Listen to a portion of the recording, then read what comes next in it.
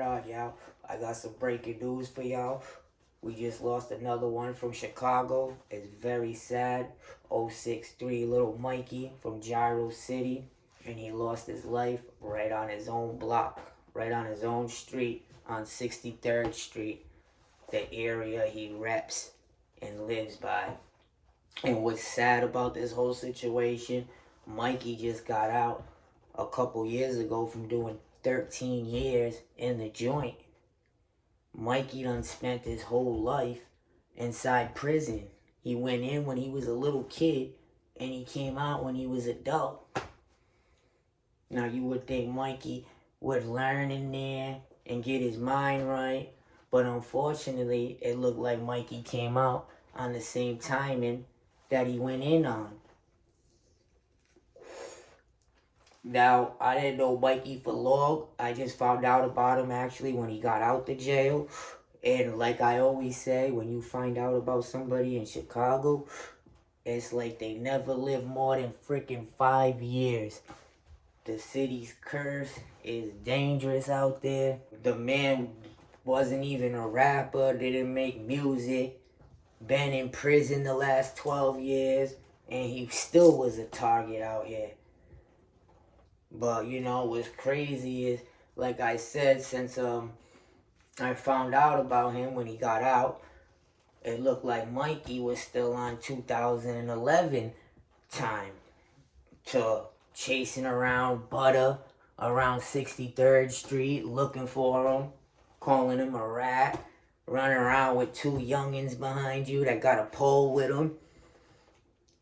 That's not something smart to do. You know, just getting out the joint.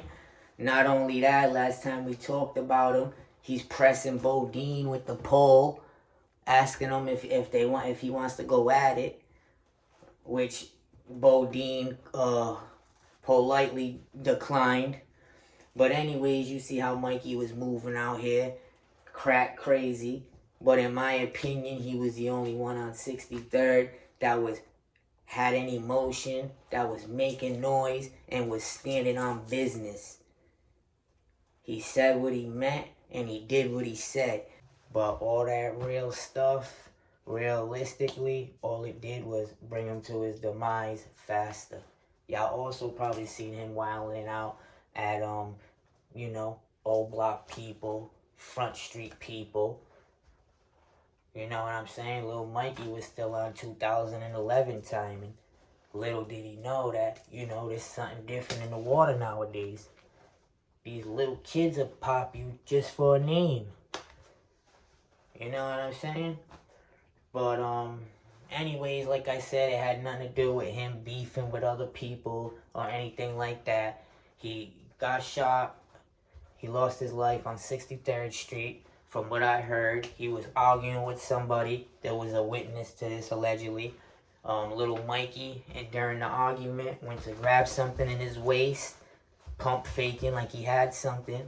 The person seen that, instantly hit him a few times. Mikey dropped. Person allegedly stood over him and hit him a few more times. From what I heard from people in Chicago and the blogs, Little Mikey was hit over 10 times from this altercation. Sad, right on his own block. The block he was crazy for.